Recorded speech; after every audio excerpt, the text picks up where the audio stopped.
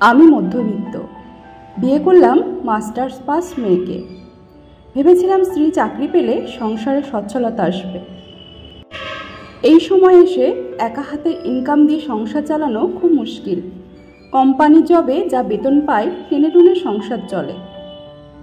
স্ত্রীর চাকরি হলো, 25,000 টাকা বেতন, সংসারে দেয় 5,000। বাকি টাকা তার কাছেই রাখে। প্রশ্ন করলে বলে, তোমার টাকায় তো সংসার চলছেই, বাড়তি আমিও 5,000 টাকা দিই, তাহলে বাকি টাকার হিসাব চাইছো কেন? স্ত্রীর এমন উত্তরে আমার আর কিছু বলার থাকে না। পরের বছর না ফিরতেই কোলজুড়ে ফুটফুটে ছেলের সন্তান। রোজ রাতে ছেলেকে ও দুধ খাওয়ায় আর আমরা টুকটাক গল্প করি। প্রায় সময়ই ও বলে, ছেলেকে শহরের বড় স্কুলে পড়াবো, ভালো টিউশন রাখবো।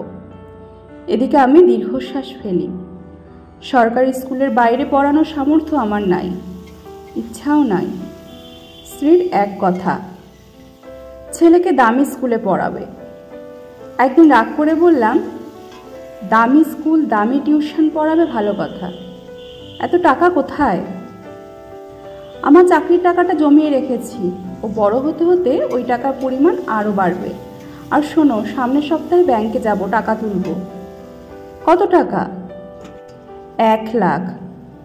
এত টাকা জমে গেছে? 1 বছর ধরে জমাচ্ছি যে। ওই টাকা দিয়ে তুমি একটা সাইড ব্যবসা ধরো। ছেলে বড় হচ্ছে, ওর ভবিষ্যৎ আস্তে আস্তে অনেক টাকার প্রয়োজন হবে। স্ত্রীর কথায় রীতিমতো আমি হতভম্ব। কি বলবো বুঝতে পারলাম না। তার কদিন পরই মা হঠাৎ অসুস্থ হয়ে পড়লেন।